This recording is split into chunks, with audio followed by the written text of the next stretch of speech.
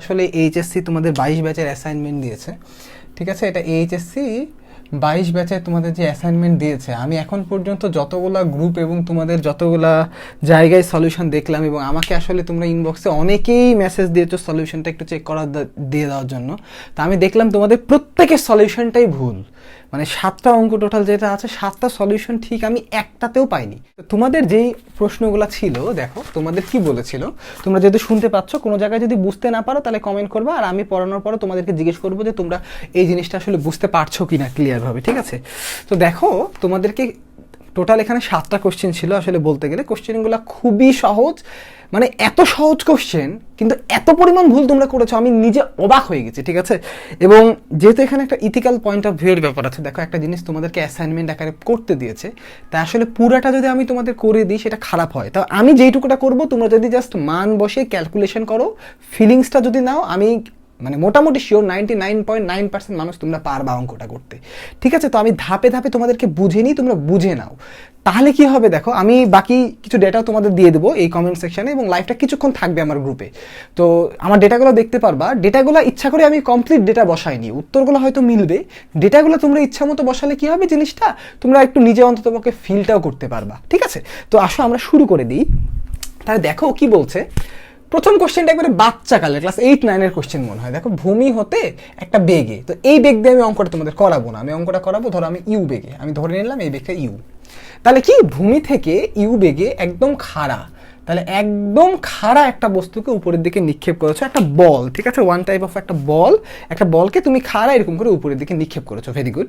তাহলে এখানে ঘর্ষণটা নেগলেক্ট করতে হবে, ঠিক আছে। মানে বাতাসের যে বাধাটা এই অঙ্কের জন্য, প্রথম অংশটার জন্য আমি নেগলেক্ট করবো। তাহলে একদম খাড়া উপরের দিকে 400 গ্রাম ভরের একটা ক্রিকেট বলকে আমরা ছুঁড়ে মারলাম। প্রথম যে কোশ্চেনটা তোমাদের বলেছে, দেখো প্রথম কোশ্চেনটা তোমাকে বলেছে বেগ বনাম সময়ের গ্রাফ। তাহলে কি বলেছে, বেগ ভার্সেস সময়ের গ্রাফ। Very easy. এই জিনিসটা যে কেন আমি সব জায়গায় ভুল দেখলাম, আমি এই জিনিসটা আসলে বুঝতেই পারতেছি না এখন পর্যন্ত। তাহলে প্রথম যে কাজ, দেখো আমি গ্রাফের বেসিকে কি বলেছি, এই দুইটা জায়গাকে আগে স্বাধীন এবং অধীন অক্ষ হিসাবে বসিয়ে নিতে হবে।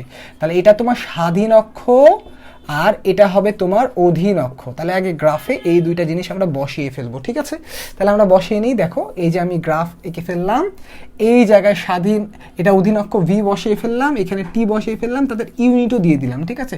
তাহলে ভালো হলো জিনিসটা। এখন দেখো অক্ষ আমরা দিয়ে দিলাম, এবার আমাদেরকে সম্পর্কে আনতে হবে। আমরা কি করেছি, একটা বস্তুকে খাড়া উপরের দিকে নিক্ষেপ করেছি, তাই না। তাহলে ধরো আমি যদি এখান থেকে, এই যে এটা আমার বল যদি হয়, আমি বলটাকে যদি খাড়া উপরের দিকে, ইউ বেগে নিক্ষেপ করে থাকি, তাহলে এই সিস্টেমের মধ্যে ত্বরণ কেবল থাকবে অভিকর্ষ ত্বরণ জি, যেটা কাজ করবে নিচের দিকে। তার মানে আমি ইউ বেগে যদি কোনো বস্তুকে নিক্ষেপ করে থাকি, সেটা কিন্তু এখান থেকে এইভাবে করে এই পথে যাবে, একটা জায়গায় কি স্টপ হবে, এই জায়গাটায় গিয়ে তার বেগটা শূন্য হবে। সে কি ওখানে থেকে যাবে নাকি সারা জীবন? সে কি ওখানে গিয়ে বসে থাকবে? বস্তুটা কি ওখানে গিয়ে কোনোদিন বসে থাকা সম্ভব? বস্তুটা ওখানে গিয়ে বসে থাকবে না। বস্তুটা ওখানে গিয়ে বসে না থেকে কি করবে, বস্তুটা এখান থেকে পড়া শুরু করবে, এখান থেকে আবার সে নিচের দিকে পড়বে, নিচের দিকে, এবং সে এই পয়েন্টে, সে তার আগের যে পয়েন্টটা, সে তার ঠিক আগের পয়েন্টটাতে এসে পৌঁছাবে। মানে সে এইভাবে গেছিল, এইভাবে এখানে এসে পৌঁছাবে, এবং তার শেষ বেগ তখন হবে মাইনাস ইউ। মানে বিষয়টা কি, খুবই সহজ। দেখো আমি ধরো এই যে বলটাকে ছুঁড়ে মারলাম, আমার হাতেই কিন্তু এসে পড়লো বলটা, উপরে গিয়ে কিন্তু বসে থাকলো না। তাহলে ইকুয়েশন যদি আমরা চিন্তা করি, তাহলে বিষয়টা কি দাঁড়ালো, দেখো এর ইকুয়েশনটা হবে ভি, যেহেতু ইউ এর দিক উপরে আর জি এর দিক নিচে, তাহলে জিকে যদি আমরা ইউকে পজিটিভ ধরলে জি নেগেটিভ হবে, তাহলে ইউ মাইনাস জিটি। তাহলে এই গ্রাফের স্লোপ কি বলতো, নিশ্চয়ই এই সামনের এইটুকুটা স্লোপ, তার মানে এইটুকুটা হচ্ছে গ্রাফের ঢাল, ঠিক আছে।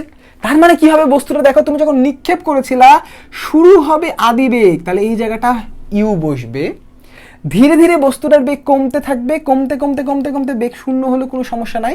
আমি গ্রাফটাকে একটু সুন্দর করে আঁকি, ঠিক আছে, কারণ নাহলে আমার জায়গা হাঁটবে না, বোর্ডটা একটু ছোট তো। তাহলে ধীরে ধীরে ধীরে ধীরে বেগটা কমে কমে শূন্য হবে, ঠিক আছে। তাহলে এই পয়েন্টে শূন্য হলো, এই টাইমটাও আমরা জানি কিন্তু, কারণ বস্তুটার উড্ডয়নকাল, এই যে টি এর মান হচ্ছে ইউ বাই জি। তাহলে এই টাইমটাতে আসলে বস্তুটা, এটাকে টি1 দেই, এই টাইমে বস্তুটার বেগ শূন্য হবে, মানে এই জায়গাটায় থাকবে। কিন্তু বস্তুটা কি এই জায়গাটায় থেমে যাবে? সেখান থেকে আবার পড়বে। তাহলে দেখো প্রথমে বস্তুটা এই দিকে উঠছিল না, বস্তুটা উঠার পরে কি হলো, বস্তুটা এখান থেকে নামলো। তাহলে এই ভেলোসিটির দিক যদি তোমার পজিটিভ এক্স অক্ষে মানে পজিটিভ ওয়াই অক্ষে থাকে, প্লাস ওয়াই অক্ষে থাকে, তাহলে কি এইটা মাইনাস ওয়াই অক্ষে যাবে না ভাইয়া? বলো তো যাবে কি যাবে না? 100% যাবে।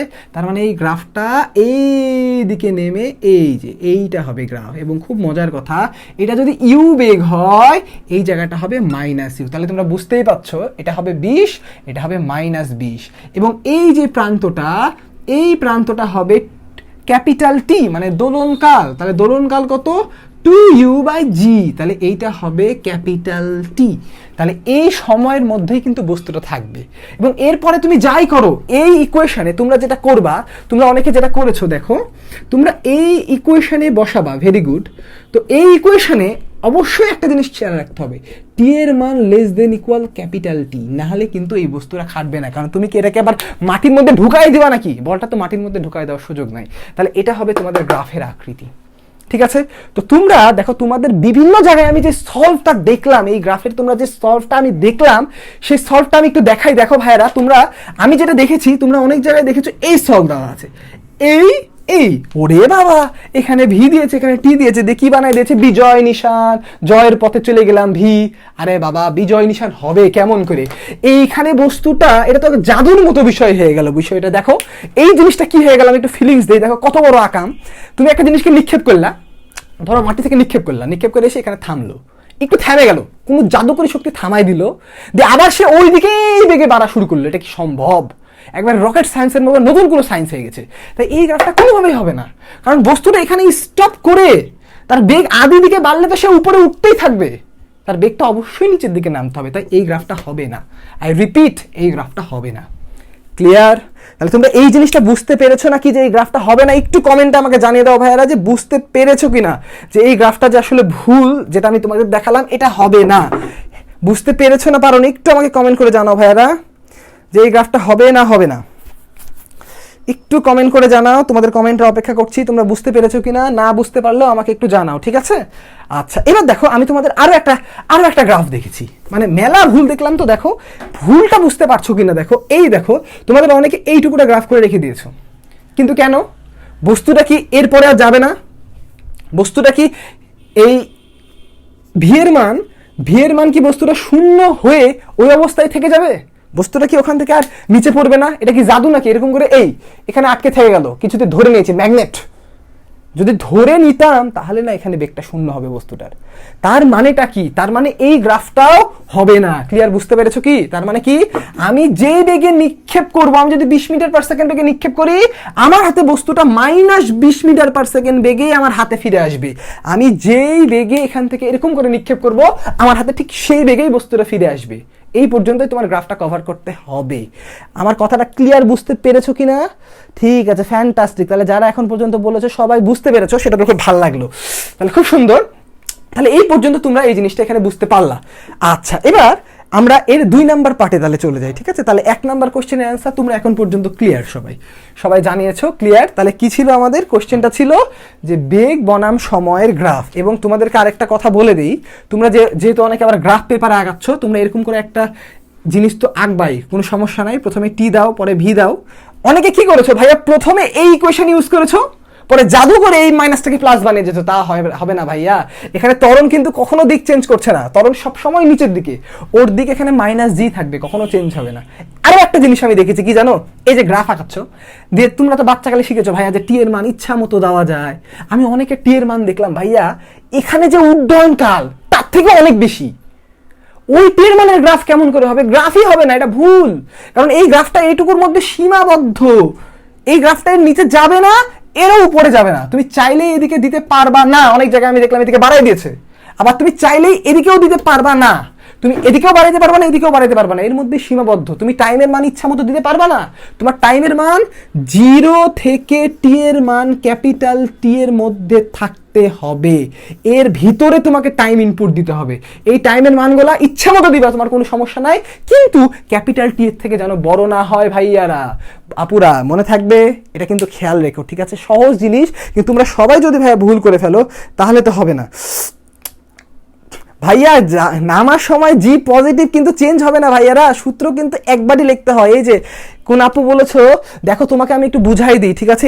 এই কনফিউশন থাকলে তুমি আবার পরের জিনিসগুলো করতে পারবা না। কিন্তু নামার সময় জি পজিটিভ কেন হবে ভাইয়ারা? জি এর দিক তো আমার সারা জীবন এই অঙ্কের জন্য জি নিচের দিকে থাকছে, জি এর কিন্তু দিক চেঞ্জ হচ্ছে না, চেঞ্জ হচ্ছে ইউ এর দিক। কিন্তু ইউটা কি, আমি টাইমটা কাউন্ট করছি কখন থেকে, তার উপরে ইউ এর দিক নির্ভর করছে। ভালো করে শোনো আপু, যে কোশ্চেনটা করেছিল ভালো করে শোনো।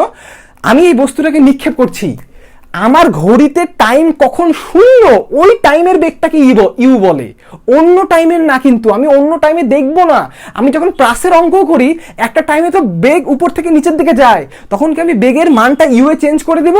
কখনোই চেঞ্জ করব না। আমার যে ইউ এর মানটা থাকবে, এটা মানে আদি বেগ। ভালো করে বুঝো, এই আদি কথাটা খুব ভালো করে বুঝতে হবে। এই আদি বেগ, এই আদির জন্য তুমি ইকুয়েশন চেঞ্জ করতে পারবা না। আদি বেগের ডাইরেকশনটা জাস্ট মিলাবা, পরের ডাইরেকশন নিয়ে চিন্তা করতে হবে না। কারণটা হচ্ছে এরকম, আমি টাইম কাউন্ট করছি কিন্তু এই টাইমে, এই আদি টাইমে আমার টি এর মান 0। ভালো করে খেয়াল করো, না হলে তোমার টি এর মান, তুমি যদি টি এর মান আলাদা আলাদা স্লোপে নাও তখন আসবে, না হলে কিন্তু আসবে না। এই ভুলটা অনেকেই করেছো, আমি দেখতে পেয়েছি। আচ্ছা, নিচের দিকে জি পজিটিভ, তাইলে নিচের স্লোপ পজিটিভ হওয়ার কথা না? না ভাইয়া, নিচের দিকে জি পজিটিভ, নিচের দিকে জি পজিটিভ, কিন্তু আমার ইউ এর দিক তো নেগেটিভ ভাইয়া। আমার জি পজিটিভ কিন্তু ইউ এর দিক তো নেগেটিভ। আর আমার এই যে ভেলোসিটির দিকটা ইউ এর দিকের সাপেক্ষে, এই বেগটা, এটা কি ভি না? তাহলে এখানে তো ভি বসিয়েছি, তাহলে ভি এর দিকটা প্লাস হলে তো জি মাইনাস অল দ্য টাইমই হচ্ছে। এটা খেয়াল করো, ঠিক আছে? আচ্ছা আচ্ছা, তাহলে আমরা এবার আরেকটু যদি তোমাদেরকে আরেকটু বলে দিই, দেখো এইটুকুটা টাইম দেখো বেগের মান ত্বরণ কমাচ্ছে, কারণ ত্বরণটা উল্টা দিকে, তাই এইটুকুটাতে দেখো বেগ কমছে, দেখো ভি কমছে। আর এইটুকুটা টাইমে কি হচ্ছে ভাইয়ারা একটু দেখো, বেগ বাড়ছে। এটাই হচ্ছে আপু তোমার উত্তর। কোন আপু করেছিল দেখো, সেই আপুর উত্তর হচ্ছে এই যে এই টাইমটাতে জি আসলে বেগের দিকে কাজ করছে, তাই এই যে বেগের মান বাড়ছে তো, কিন্তু বেগের মান বাড়ুক, সমস্যা কি? বেগের দিক তো উল্টা। এই দেখো, এদিকে বেগ ওয়াই অক্ষের উপরে, এদিকে ওয়াই অক্ষের নিচে, তাই গ্রাফ এটাই হবে, ঠিক আছে? আচ্ছা, এবার আমরা 2 নাম্বার অঙ্কে চলে যাই। দেখো তাহলে আমাদের 2 নাম্বার অঙ্কটা কি ছিল আপুরা ভাইয়ারা? দেখো আমাদের 2 নাম্বার ছিল সর্বোচ্চ উচ্চতায়, সর্বোচ্চ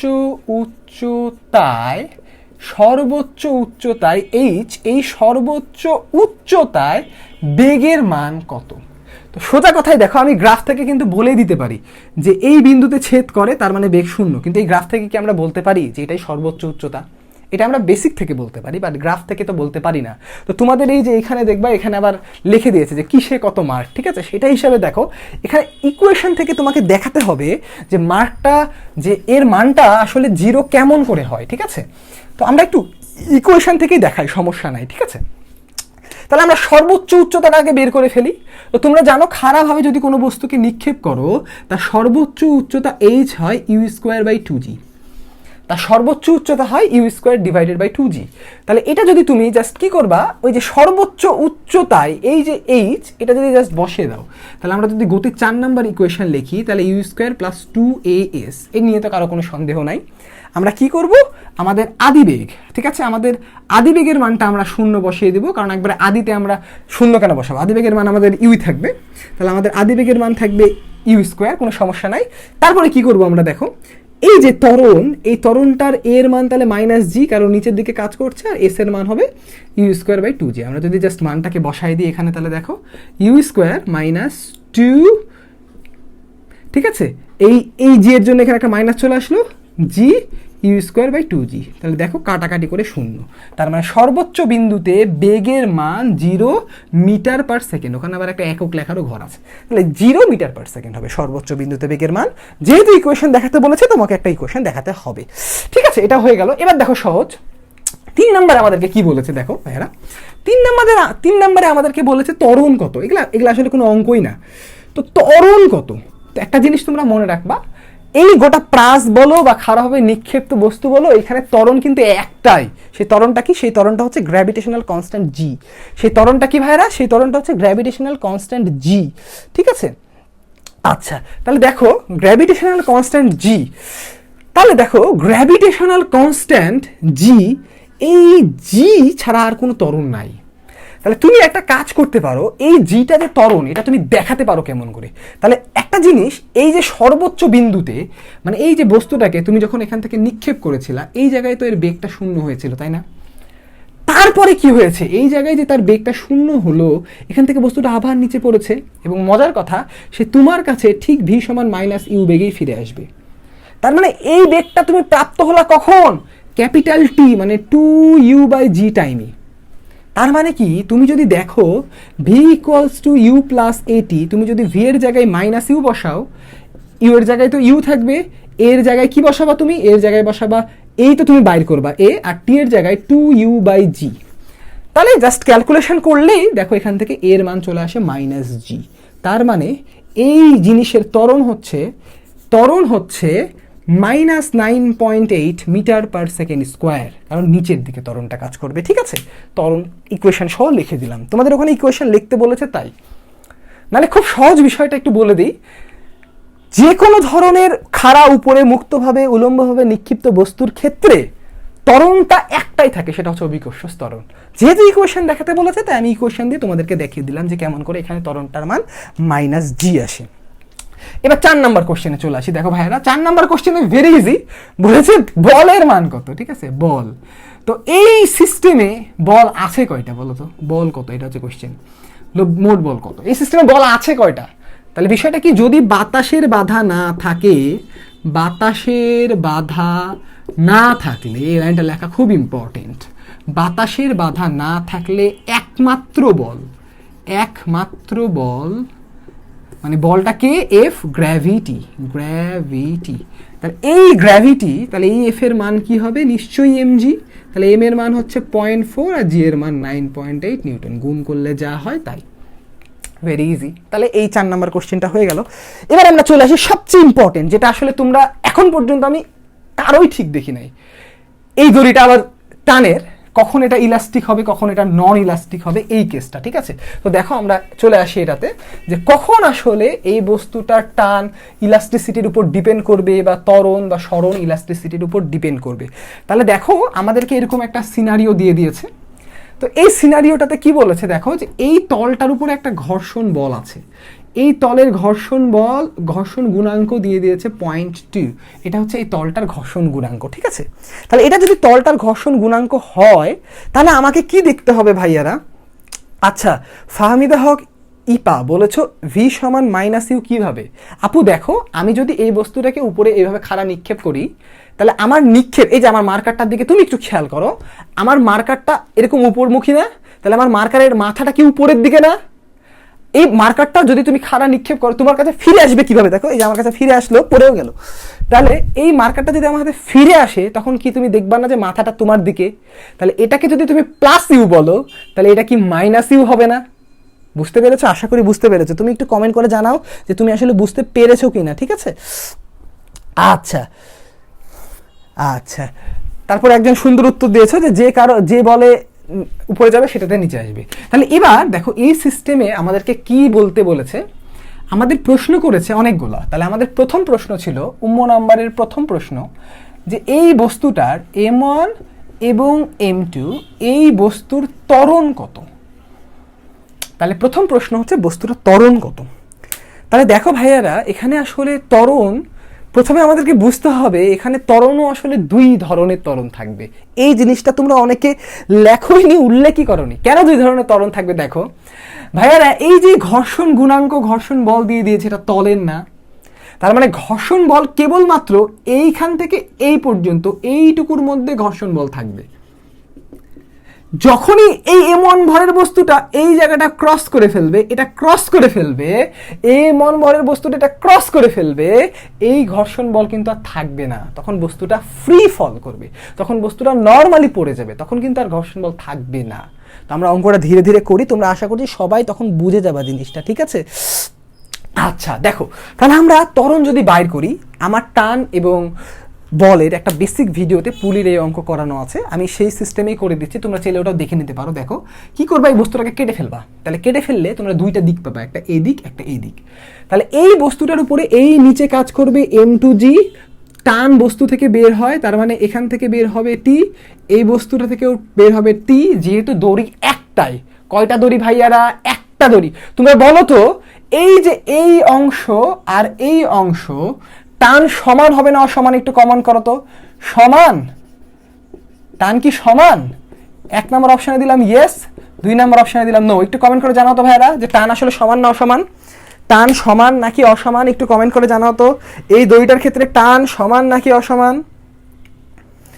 টান সমান নাকি অসমান? একটু কমেন্ট করে জানাও যে এই দড়ির এই দুইটা পার্টের মধ্যে টান সমান নাকি অসমান। ইয়েস, সমান। তোমরা সবাই লিখেছো সমান। তার মানে যেহেতু দড়ি একটা দড়ি হলে টান সমান, একটাই টান থাকবে।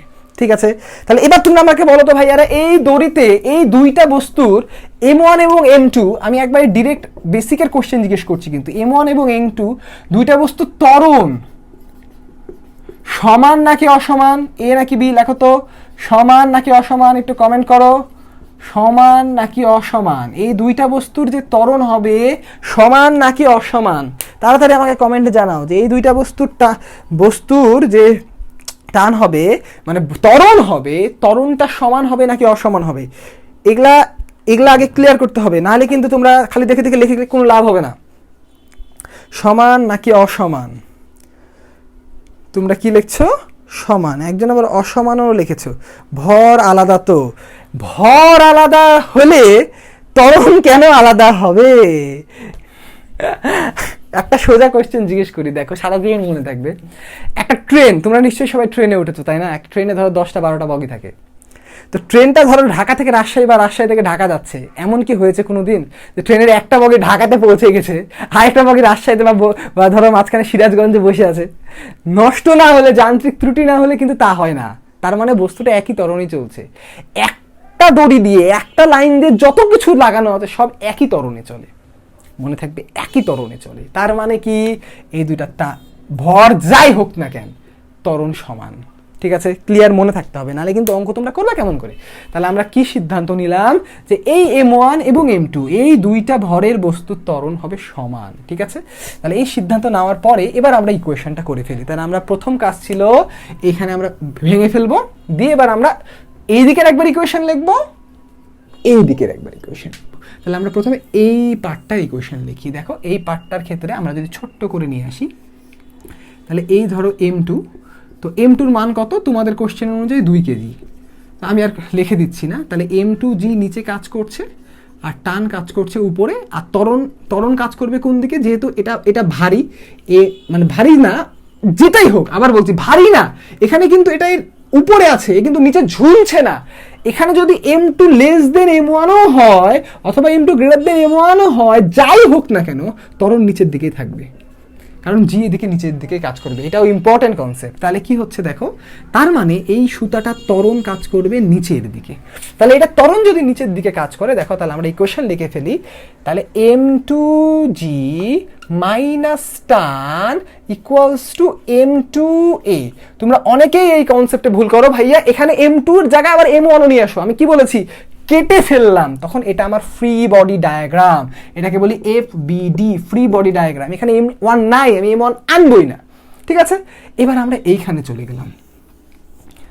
ঠিক আছে, তাহলে এইখানে এবার যদি আমরা 2 নম্বর অংশে যাই, তাহলে দেখো 2 নম্বর অংশের ছবিটা আমি এখানে আঁকি। তাহলে এই ধরো M1 বস্তুর ভর, সে এই দিকে কি পাচ্ছে? সে এই দিকে পাচ্ছে হচ্ছে টান T, আর ঘর্ষণ বল তার গতির বিপরীত দিকে কাজ করে, তাহলে এটা হচ্ছে FK। ঘর্ষণ বল ভাইয়ারা বলের বিপরীতে কাজ করে না, গতির বিপরীতে কাজ করে।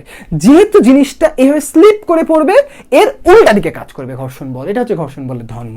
তাহলে কি হবে এখান থেকে ইকুয়েশন দেখো, T minus FK equals to M1A। এটাকে আমরা 2 নাম্বার ইকুয়েশন দিলাম। M1A কেন? এটা M1A কেন? কারণ এই জায়গাটায় এই ফ্রি বডি ডায়াগ্রামে কোনো M2 নাই। এই দুইটা ইকুয়েশন ক্লিয়ারলি বুঝতে পেরেছো নাকি? একটু কমেন্টে জানাও ভাইরা যে এই দুইটা ইকুয়েশন তোমরা ক্লিয়ারলি বুঝতে পেরেছো কিনা, একটু কমেন্টে জানাও। ঠিক আছে, আচ্ছা ঠিক আছে। এবার তাহলে দেখো এই যে আমরা দুইটা ইকুয়েশন পেলাম টানের, এবার জাস্ট যদি আমরা দুইটা ইকুয়েশন যোগ করে দেই, যোগ করার কাজটা আবার অনেক ইম্পর্টেন্ট। তাহলে আমরা কি পাবো? M2G মাইনাস FK, মানে T কিন্তু কেটে গেল, তাহলে M1 আর M2 যোগ হয়ে যাবে M1 প্লাস M2 ইন্টু এ। ঠিক আছে, তাহলে এইখান থেকে দেখো আমরা এর ইকুয়েশন খুব সহজেই পেয়ে যাই। তাহলে আমরা এর মান এখান থেকে পেয়ে যাই যে M2G minus FK divided by M1 plus M2। তাহলে এটা হচ্ছে এর মান, তোমরা এটা ক্যালকুলেটরে বসাবা। তো তার আগে আমি একটু তোমাদের ঘর্ষণ বলের কনসেপ্টটা একটু ক্লিয়ার করে দিই ভাইরা, ঠিক আছে?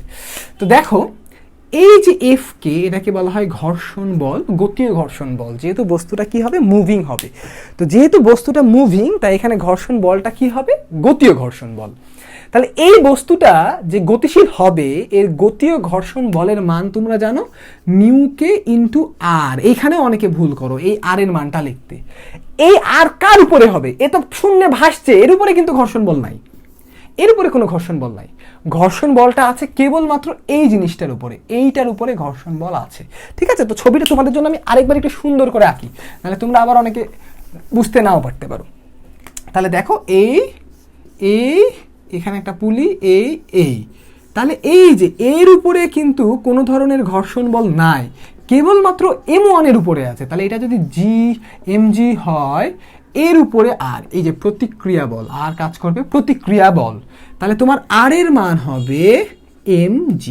তাহলে আমরা F কে সমান লিখতে পারি মিউকে ইন্টু mg। তাহলে এটা হচ্ছে আমার FK। দেখো আমি FK এর মানটাও তাহলে এখান থেকে পেয়ে গেলাম।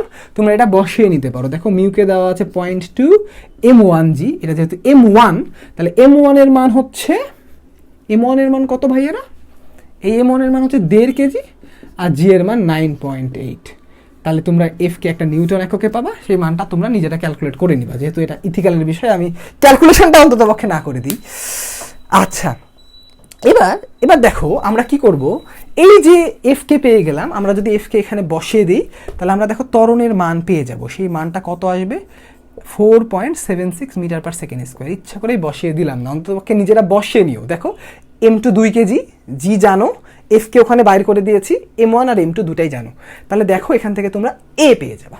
তাহলে 1 নম্বরে ত্বরণ বাইর করতে দিয়েছে, এবং আমি তাও অনেক জায়গায় দেখলাম যে ত্বরণটা ঠিক বের করা আছে।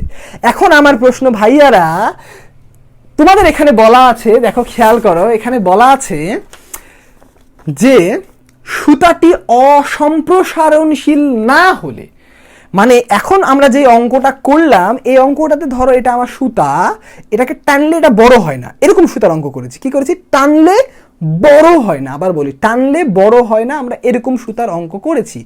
যদি টানলে বড় হয় তাহলে কি করতাম আমরা? আমাকে একটু বলো তো তোমরা ভাইয়ারা, যে টানলে যদি বড় হয় তাহলে এই অঙ্কে আমাদের কি পরিবর্তন হতো? তাহলে প্রশ্নটা হচ্ছে, ইলাস্টিক যদি হয়, আমি একটু তোমাদের মতামত নেই, কারণ সবাই ভুল উত্তর দিবে আমি জানি, প্রত্যেকটা সলিউশনে ভুল উত্তর দেখেছি আমি। যদি ইলাস্টিক হয়, দড়িটা যদি ইলাস্টিক হয়, ত্বরণ কি চেঞ্জ হবে? ত্বরণ কি চেঞ্জ হবে? তাহলে তোমরা একটু পোল করো। A নাম্বার অপশনে লিখলাম ইয়েস, B নাম্বার অপশনে দিলাম নো। তোমরা একটু পোলে উত্তর দাও তাড়াতাড়ি, আমি দেখতে চাই কয়জন এটা ঠিক করো। আর তোমাদের জন্য আমি একটা কাজ করি, আমি আসলে ইলাস্টিক একটা দড়ি নিয়ে আসি, দাঁড়াও, তাহলে তোমরা আরো সহজে বুঝবে। কি তোমরা উত্তর দিতে পারলা যে আসলে এখানে টানের পরিবর্তন বা মানে কি বলে, কিসের পরিবর্তন বলে, ত্বরণের পরিবর্তন হবে নাকি হবে না? কই কারো উত্তর তো পাচ্ছি না।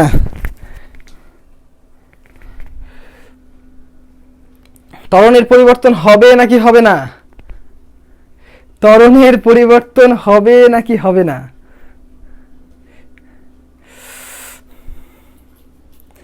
ত্বরণের পরিবর্তন হবে নাকি হবে না? একজন লিখেছে হবে। যাই হোক, অনেকে দেখছি খুব সেন্স থেকে উত্তর দিচ্ছ, ভালো লাগলো। আমি যেহেতু বলেছি যে এখন পর্যন্ত তোমরা যতগুলো সলিউশন দেখেছো সব ভুল আছে, অনেকে ওই ধারণা থেকে উত্তর দিয়ে দিচ্ছে যে ভাইয়া সলিউশনে তো ইয়েস আছে, তাহলে উত্তর ইয়েস হবে না। তো এটার উত্তর হবে নো, ত্বরণের কোনো পরিবর্তন আসলে হবে না। এখন কেন হবে না এটা আমি তোমাদেরকে দেখিয়ে দিই। এই জিনিসটা তোমাদেরকে কিন্তু করে দেখাতে হবে, ঠিক আছে? এটা খুবই গুরুত্বপূর্ণ। তাহলে দেখো, যেইটুকুটা আমাদের লাগবে আর যেইটুকুটা লাগবে না, ওইটুকুটা আমরা আলাদা করি, ঠিক আছে? আচ্ছা, তাহলে ওইটুকুটা আমরা একটু আলাদা করলাম। এই ফ্রি বডি ডায়াগ্রামটাও আমাদের আপাতত লাগছে না। এখন দেখো, এই যে এই লাইনটাতে যদি আমরা চলে আসি, খুবই খুবই গুরুত্বপূর্ণ একটা লাইন। দেখো কি বলছে, m2 মাইনাস জি মাইনাস এফ কে, মানে এইটুকুটা কি দেখো, আমার নিচের দিকে যেইটুকুটা বল কাজ করতেছিল, এই যে নিচের দিকের বল, তাহলে এটা হচ্ছে m2g। এফ কে কি, আমার ঘর্ষণ বল, এখানে কিন্তু m1 এর কোনো বল নাই। তাহলে এই যে নিচের দিকের বল থেকে ঘর্ষণ বল বাদ দিলে আমরা লব্ধি বল পাই, আসলে কিন্তু লব্ধি বল পাই। তো দেখো এখানে আমরা লব্ধি বল পেয়ে গেছি। তাহলে একটা জিনিস তুমি দেখো, এই যে লব্ধি বল, এই বলের বাম পাশের রাশিতে m2 ধ্রুবক, একটা নির্দিষ্ট স্থানের জিও ধ্রুবক, নির্দিষ্ট একটা তলের এফ কেও ধ্রুবক। তার মানে এই জিনিসটা কিন্তু একটা ধ্রুব রাশি, ভালো করে খেয়াল করো। এই ইকুয়েশনের মধ্যে টান নাই, এই ইকুয়েশনের মধ্যে যেহেতু টান নাই, এই কথাটা কিন্তু ভাই শোনায় সোহাগা কথা বলছি ভাই। যারা যদি যদি কখনো, যেমন জুয়েল ভাই বা অনেক ভাই কিন্তু বলেছে যে দেখো এই পরীক্ষাটার গুরুত্ব হতে পারে, করোনা পরিস্থিতি কি হবে জানি না, যদি হয় ভাই এই অ্যান্সারটা নেওয়ার জন্য যে কতজনের ফিজিক্স থেকে প্লাস আসবে না, তখন কান্নাকাটি করো না ভাই। এখন কি হবে তা তো জানি না, ভিডিওটা তোমরা অবশ্যই বেশি না দেখলে রাখবো না বেশিক্ষণ, পরে কান্নাকাটি করে কিন্তু লাভ হবে না ভাই, যে আসলে স্যাররা খাতা ভুল লিখেছে তাই মার্ক কম পেয়েছি, আমরা যে ভুল লিখেইছি এটা কিন্তু খেয়াল নাই। দেখো তাহলে এই যে টি, এটা টান, যেমন মেডিকেলে অনেকেই বলতেছে, ঠিক আছে, সব প্রত্যেকবারই দেখি পরীক্ষায় দিয়ে বলবে 80 পাবো, নাম্বার পাই 40। আমার জীবনের মেডিকেলের ঘটনা তো বলিনি, পরে বলবো নি একদিন। তাহলে দেখো এই যে টান, তাহলে এই টান এই ইকুয়েশনেই নাই। টান যদি ইকুয়েশনে না থাকে, এই বলটা তো আমার ধ্রুব বল, কারণ দেখো এটাও ধ্রুব এটাও ধ্রুব, এই বল ধ্রুব হলে m1 m2 ধ্রুব, তার মানে কি আমরা বলতে পারি এটাও ধ্রুব। যদি ইলাস্টিক হয় না, ত্বরণটা যদি ধ্রুব হয়, এই ইকুয়েশন দেখো, এই যে 1 নাম্বার ইকুয়েশন ভাইরা, এই যে ইকুয়েশন থাকে, এই ইকুয়েশন থেকে আমরা কি লিখতে পারি, আমরা এই ইকুয়েশন থেকে লিখতে পারি টান টি সমান হবে m2g মাইনাস m2a। মানে কি বলো তো ভাইয়ারা, মানে কি, m2 যদি তুমি কমন ইকুয়েশনটা পাচ্ছ, এ যদি ধ্রুব হয়, এই ইকুয়েশনটাও কিন্তু ধ্রুব, তার মানে টান বলটাও কিন্তু ফিক্সড। এখন এই টানটা কি হবে, তোমরা যারা আমার ফোর্স ভার্সেস টেনশনের ভিডিও দেখেছো, তোমাদের কোশ্চেন দেওয়ার আগেই কিন্তু আমার ভিডিও করা, ঠিক আছে, বলো না ভাইয়া যে আপনি কোশ্চেন দেখে কিন্তু পরে ভিডিও বানিয়েছেন, আমার ভিডিও কিন্তু আগেই করা। ওখানে দেখো আমি সুন্দর করে এই জিনিসটার ব্যাখ্যা দিয়েছি। তাহলে এইখান থেকে আমরা টান পাবো, ক্লিয়ার, টান পাবো। এখন দেখো এই টানটা কত ধরনের ঘটনা দুর্ঘটনা ঘটাবে, এই টানটা আসলে অনেক ধরনের ঘটনা দুর্ঘটনায় ঘটাবে। কি কি ঘটনা দুর্ঘটনা ঘটাবে আমি দেখাই। এটা হচ্ছে টান, তাহলে এই যে টান ফোর্স, এর মানটা কিন্তু আনচেঞ্জেবল থাকছে। যদি ইলাস্টিক ফোর্সও দেই, ইলাস্টিসিটি থাকলে কি হবে দেখো, আমরা একটু 7 নম্বর অধ্যায়ে যাই, আমার পুরো একটা ভিডিও কভার করা আছে অন্যরকম পাঠশালায় 7 নম্বর অধ্যায়ে ইলাস্টিসিটি, ঠিক আছে। তা তোমাদের বাংলায় লিখি, স্থিতিস্থাপক হলে আমরা কিন্তু লিখতে পারি যে ইয়াং এর মডুলাস ওয়াই ইকুয়ালস টু টান পীড়ন বাই বিকৃতি, এটা হচ্ছে পীড়ন ডিভাইডেড বাই এটা হচ্ছে বিকৃতি। তাহলে আমরা লিখতে পারি T capital L by A small L. এইখান থেকে আমরা টান মানে ফোর্সটাকে যদি বাইর করে নিয়ে আসি, তাহলে দেখো ওয়াই এ বড় হাতের এল ছোট হাতের এল না লিখে আমরা এক্স লিখলাম। দেখো আমরা এইভাবে কিন্তু লিখতে পারি। তাহলে এই টানটাই অন্য কোনো টান না কিন্তু ভাইয়ারা, এই টানটাকে আমরা এইটা লিখতে পারি। আর এই টান ইলাস্টিসিটিতে যে কোনো জিনিস সিম্পল হারমোনিক অসিলেশন মানে সিম্পল হারমোনিক কনসেপ্টে গেলে এটাকে কে এক্স লেখা যায়। তার মানে কে এর মান কত ভাইয়ারা, কে এর মান হচ্ছে Y A divided by capital L, এর একটা ধ্রুব মান, যেটা এই কোশ্চেনে দেওয়া নাই, তোমার জানার দরকার নাই। তোমার কি জানার দরকার, এই কে এর মানটা ধ্রুব। কে এর মান যদি ধ্রুব হয় ভাইয়ারা, দেখো আমি এখানে টি এর মান একটা ধ্রুব পেলাম না, তাহলে আমি এখান থেকে কি বলতে পারি, আমরা বলতে পারি যে টি সমান কে এক্স হলে এক্স এর মান টি ডিভাইডেড বাই কে। এই এক্সটা কি বলতো, এলংগেশন, মানে কি দৈর্ঘ্য বৃদ্ধি। আমি একটু পরেই আমার ইউটিউব চ্যানেলে তোমরা দেখতে পারবা, আমি ভিডিওটা আপলোড দিয়ে দেবো। এই যে ধরো তোমাদের জন্য আমি একটা জিনিস, যেহেতু অনেকে ভুল কোশ্চেন করছো, দেখো এদিকে সামান্য চাল লাগাইছে, এদিকে সামান্য চাল লাগাইছে একটা দিয়ে, এই যে এই দড়িটা কিন্তু এলাস্টিক দড়ি। দেখো আমি তোমাদেরকে দেখাই দিই, এই দেখো এটা, এই দেখো টানা যায়, তার মানে ইলাস্টিসিটি আছে, স্থিতিস্থাপক, এই যে টানা যায় ফেরত আসে, ইলাস্টিক। তাহলে এই যে ইলাস্টিক দড়ি, এই দড়িটা দেখো আমার ভিডিওটা রেডি করা আছে, এখানে তো তোমাদেরকে দেখাতে পাচ্ছি না। আমি যদি এটাকে ছেড়ে দেই, ঠিক আছে, এইভাবে যদি এখানে বল রেখে ছেড়ে দিতাম, তাহলে কি হবে জানো, এই দড়িটা প্রথমে বৃদ্ধি পাবে, একটা নির্দিষ্ট দৈর্ঘ্য বৃদ্ধি পাবে। তাহলে এই বৃদ্ধিটা তোমাদেরকে দেখাতে বলেছে, এটাই চাওয়া হয়েছে, এটাই তোমরা করো নাই। কি, এই যে এক্স, এই এক্সটা কে যদি তোমার কোশ্চেনে দেওয়া থাকে, তাহলে এক্স এর মানটা হবে টি বাই কে। তার মানে কি হবে, প্রশ্নের উত্তর হচ্ছে প্রথমে দড়িটা বৃদ্ধি পাবে। প্রথমে কি হবে ভাইয়ারা, প্রথমে দড়ি বৃদ্ধি পাবে, দেন ত্বরণে চলবে, কোনো আর কাহিনী নাই। এবং সেই ত্বরণটা কি ত্বরণ হবে, এই যে আগে তুমি পাইছিলা, এটাই হবে। কতক্ষণ হবে, যতক্ষণ এই বস্তুটা এখান থেকে এই পর্যন্ত না আসে। এই যখন এখান থেকে পড়ে যাবে, তখন এই ত্বরণের মান জি হয়ে যাবে, কোনো সমস্যা নেই, বা মাইনাস জি হয়ে যাবে। বিষয়টাকে ক্লিয়ার, এইটুকুটা ক্লিয়ার কিনা ভাইয়া বলো, কারণ এটা তোমরা অনেকেই বুঝতে পারবা না, আমি জানি। তাড়াতাড়ি বলো যে তোমরা এটা আসলে বুঝতে পেরেছো কিনা, যে এই বস্তুটার ত্বরণ কেন অপরিবর্তনশীল হবে এবং কি পরিমাণ দৈর্ঘ্য আসলে বৃদ্ধি পাবে। একটু তাড়াতাড়ি আমাকে কমেন্ট করে জানাও যে ভাই এটা তোমরা বুঝতে পেরেছো নাকি, বা আমার ক্লাস আসলে তোমাদের খারাপ লাগছে না ভালো লাগছে, একটু জানাও। কারণ আমি তো চেষ্টা করেছি তোমাদেরকে বোঝানোর জন্য, এখন তোমরা জিনিসটা ধরতে পেরেছো কিনা একটু আমাকে জানাও কমেন্ট করে, ঠিক আছে? তাহলে আমার বুঝতে একটু সুবিধা হবে যে আমার কথাটা তোমরা বুঝতে পারছো কিনা, বা কোনো জায়গায় কনফিউশন থাকছে কিনা। আমি কিন্তু তোমাদের কনফিউশনের প্রশ্নগুলো কমেন্টে দেখতে পেলে আমি উত্তর দেওয়ার চেষ্টা করছি, ঠিক আছে? তুমি একটু কমেন্ট করো। তাহলে আমরা এখান থেকে কি বলতে পারি, আমরা যদি 1 নাম্বার কোশ্চেনে তোমাদের,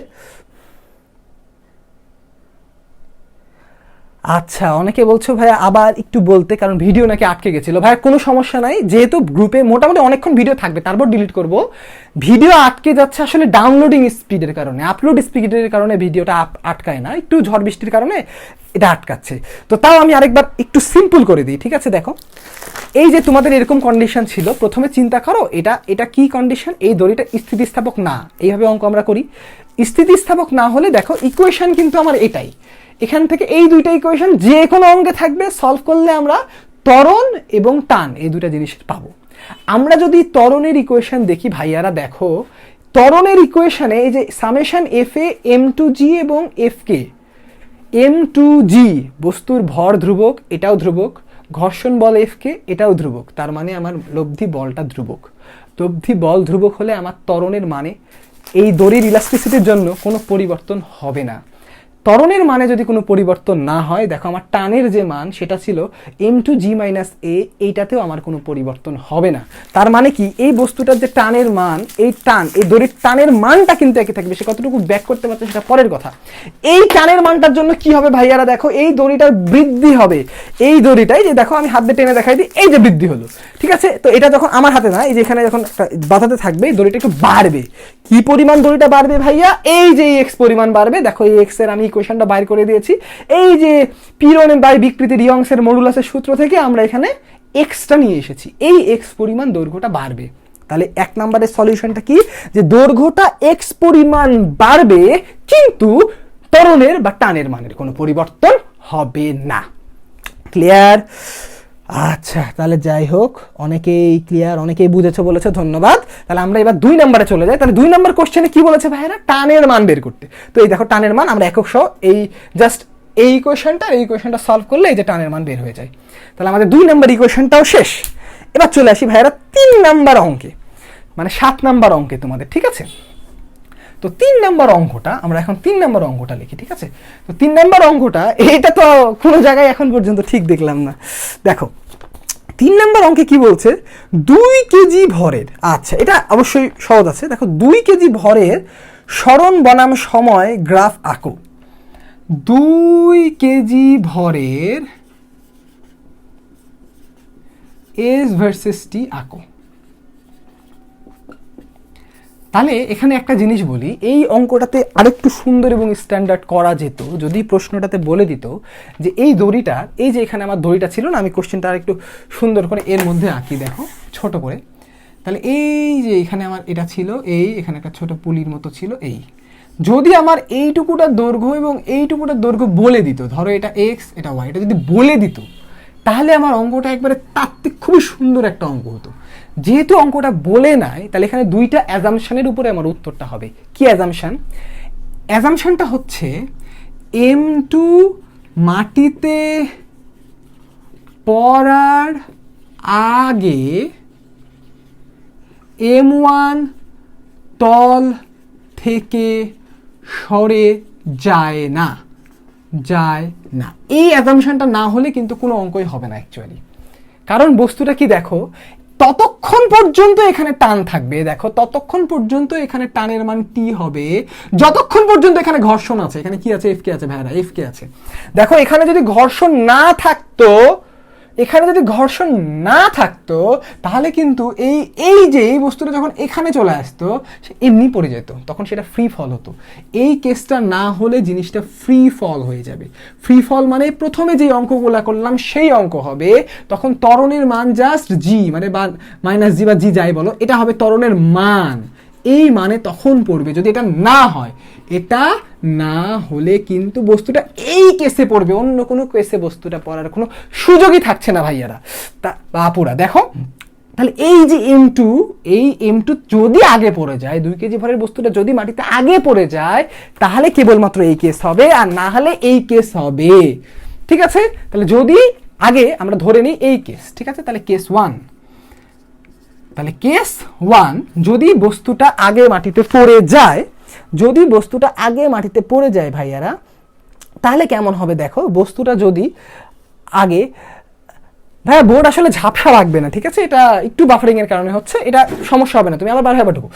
তাহলে দেখো এই যে যদি আমার এই 2 কেজি ভরের বস্তুটা আগে মাটিতে পড়ে যায়, তাহলে দেখো এখানে ত্বরণ অবশ্যই সে এই ত্বরণে পড়বে, এবং এর মান ছিল 4.76 মিটার পার সেকেন্ড স্কোয়ার। আর আমি যদি আদি বেগ ইউ, যেহেতু ইউ এখানে 0ই ছিল, তাহলে দেখো আমাদের এস এর মান হয় UT plus half A T square. U 0 হলে এটা 0 হবে, তাই না? তাহলে এটা 0 হলে আমরা কি লিখতে পারি? এটা সমান হাফ এ টি স্কোয়ার। তাহলে এস যদি হাফ এ টি স্কোয়ার হয়, হাফ এ, তাহলে আমরা হাফের মান বসিয়ে দিলে, দেখো আমরা যদি হাফের মানটা বসিয়ে দিই, তোমরা যদি মানটা বসিয়ে দাও তাহলে কত পাবা? দেখো এটার অর্ধেক হচ্ছে 2.38, তাহলে এটা তুমি পাবা 2.38 টি স্কোয়ার। এই গ্রাফটা হবে, এটা একটা অবশ্যই প্যারাবোলিক গ্রাফ, এখানে স্কোয়ার আছে আমি তোমাদের বলেছিলাম। তাহলে দেখো ভাইয়ারা গ্রাফটা আসলে কেমন হবে আমি তোমাদের দেখিয়ে দিচ্ছি।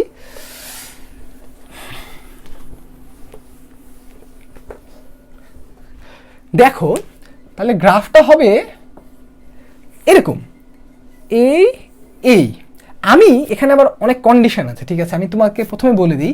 আমি কি করলাম, এই যে বস্তুটা এখান থেকে মানে ভরটা এখান থেকে, এইটা ধরো মাটি এই পর্যন্ত পড়বে, এটা আমার M2 ভর। আমি যদি এইটুকুটাকে এই জায়গায় এস এর মান 0 ধরি আর এই ডাইরেকশনকে পজিটিভ ধরি, তাহলে আমার গ্রাফটা এরকম হবে। ভালো করে বুঝে নাও, এখানে এস এবং এখানে টি।